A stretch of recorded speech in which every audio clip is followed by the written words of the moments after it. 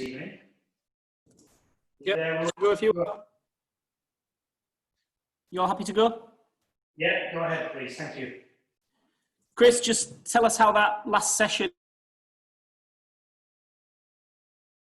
I guess it was the game was on the line there and you guys stepped up. Yeah, I think that's probably a good way to put it. I think we were, we know we had to get out there and put in a good performance with the ball for have any sort of chance of chasing down a score in the fourth innings. I think we couldn't have bowled much better really in terms of getting the mate down. Obviously, really important that we get too cheaply in the morning at some point. But from as far as the session could go, we're really pleased with how it went. And two more for yourself, but two big ones as well. I mean, to get someone like Babar so cheaply, that really is a boost, isn't it? Because probably half an hour or 40 minutes of him makes life very difficult. Yeah, definitely. We know he's obviously a big player for them. I suppose when you're behind the game with a deficit and they've got a lead like that going into that third innings, you want to make it. Make sure you get their big players as soon as you can. So to get them two, both Babar and Azam, was really pleasing. Yeah. Okay, we'll go to Lizzie, please. Hi, Chris. It looked like it was reversing occasionally, but not always. Was that the case? Yeah, that seemed to be the case. It started reversing quite nice. Well, to begin with, it was just a little bit, just a hint of it, and then we found a way where the ball seemed to do it a lot more. But that only lasted for about an over, really, and then it went back to doing just a very little bit again. Obviously you want it as a bowler to be doing as much as possible, but actually, something is better than nothing. So, thankfully we did well to get that ball in that shape. I think it's the fact that the outfield and the ball was to go out in the outfield with it being just a little bit damp still. I suppose picked up a little bit of moisture off that bit of grass or whatever. It kind of just put the ball back a little bit. But thankfully we got it moving in the air, which was helpful. Thanks. John Etheridge, please. Chris, were we surprised to see Ben running in the bowl? I honestly had no idea whether he was able to bowl or ready to bowl. I know I've seen him bowl in the warm-ups and stuff, and he seems to be going fine doing that. So not overly surprised that he could do what he does. It's Ben Stokes. We know he's capable of miracles. So I think obviously the longer he's had to recover and get a little bit of bowling in warm-ups has probably helped. But nice to see him back with the ball in hand. And as you say, it was entirely predictable, I suppose, that he'd take a couple of wickets. Yeah, he's got a bit of a golden arm, hasn't he? He always has, I think. And he's got a knack of picking up wickets. But, when you're in a bit of a dogfight, he's the sort of player that you want on your team. And he'll always put his hand up and give 110%. And he certainly did that and picked up a couple of good wickets. Thank you. Okay, we'll do Ali Martin and Dean Wilson, please. Sorry, I was going to ask. Sorry, I was going to ask about Ben, but actually, I'll ask about tomorrow. You're a top 7 batsman, so what's got to be the approach from England's batsmen going into that run chase when it does occur? Because the pitch is looking, challenging, isn't it?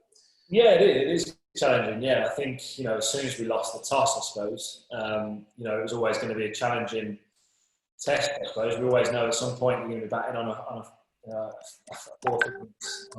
fourth, fifth day pitch. We knew it's probably going to be quite challenging. So obviously, firstly, we need to go and get 2 wickets in the morning and keep them down as low as possible. We obviously want to try and chase as little as possible. But I think we've got to try and be proactive. I think they've obviously got 2 leg spinners in the side and there's a little bit of invariable bounce as well. So we're going to have to play well. There's no doubt about that. But I think probably try. I mean, this is me speaking, not everyone else. But I think we've got to try and probably be a bit proactive and take the positive approach rather than sit in and kind of do it the long way. I think that would be quite a hard way of going about it. the longer you stay at the crease, you always feel there's probably one with your name on it. So yeah, I think we'll try and be positive and proactive. And, sorry, can I just ask what the challenges of facing Yasir Shah out there? Because you know, he's quite a bowler, isn't he? Yeah, he is a very good bowler, and he picks up wickets, doesn't he? Which is, I suppose, is the beauty for them and for Pakistan. He's attacking. You know, he's an attacking leg spinner. He's always bringing in the stumps. You know, he hasn't got a huge amount of different deliveries. He has got a googly, but it doesn't seem like he's been bowling it that often. But he's quite, you know, when he's on the stumps and it's spinning like that, you're obviously worried about both edges a little bit. So you know, he's a good bowler. We're going to have to play him well. You know, as I said, try and be proactive and try and put the pressure back on them. There is always that pressure, you know, with spinners bowling in the fourth innings. You know, there is pressure on them as well. So, you know, we'll try and remember that. And if we can put them under pressure and make them feel it a little bit, then that will hopefully work in our favour. Dean Wilson.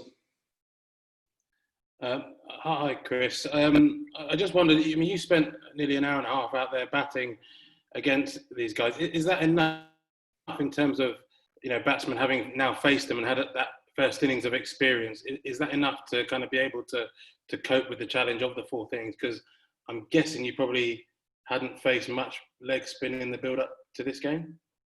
Yeah, no, that's fair. We haven't faced much leg spin, I suppose.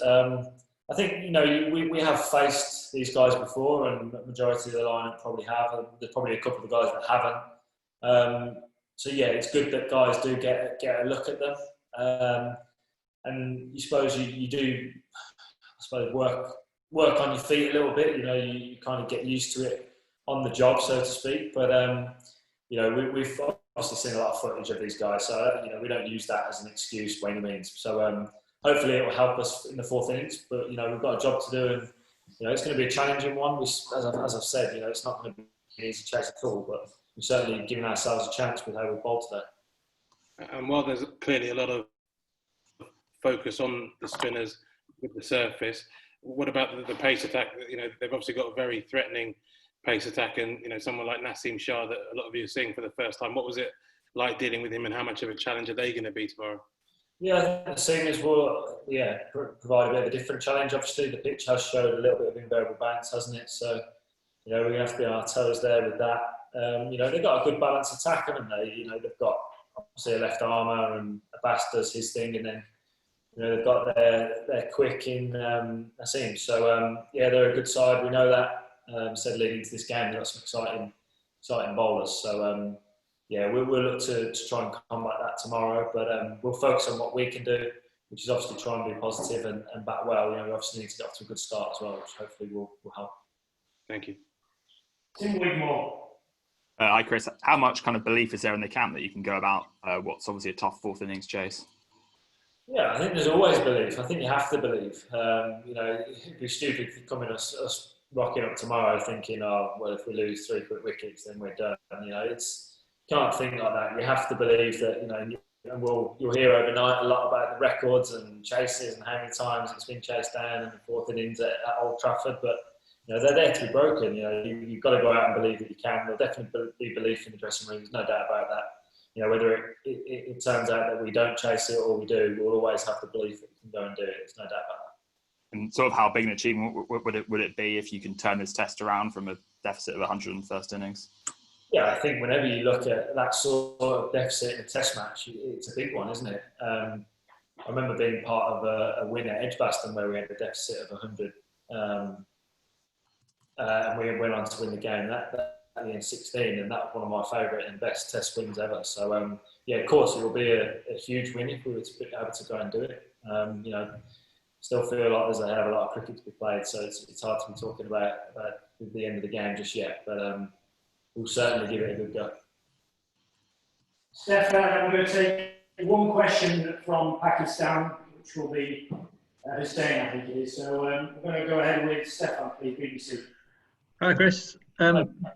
Just on the subject of belief, obviously last summer there was a couple of famous wins from unlikely positions. How much inspiration does the team draw from those? Yeah, definitely. I think, you know, you look at those wins. Those are the sort of wins that you're written off, you know, around about now in this stage of a game. So yeah, we'll definitely draw on those on those experiences, and I think we've definitely got the ability in that just room to go and get a win here. It's obviously going to be difficult, as I've said, but we definitely believe that we can go and do it, and we've got the players that can do that. Thank you. Final question, Amir Hussain, please.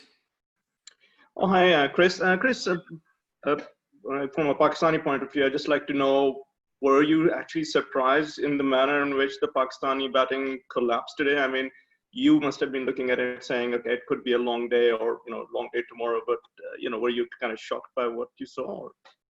No, I mean, I thought we bowled well.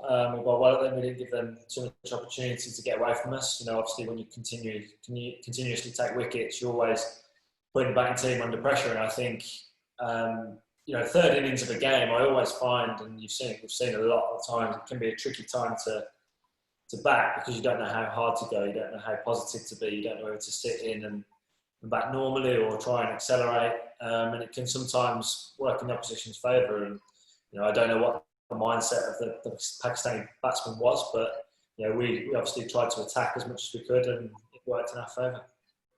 Thank you, everyone. Late finish, deadlines to meet. Good night and God bless. Thank you.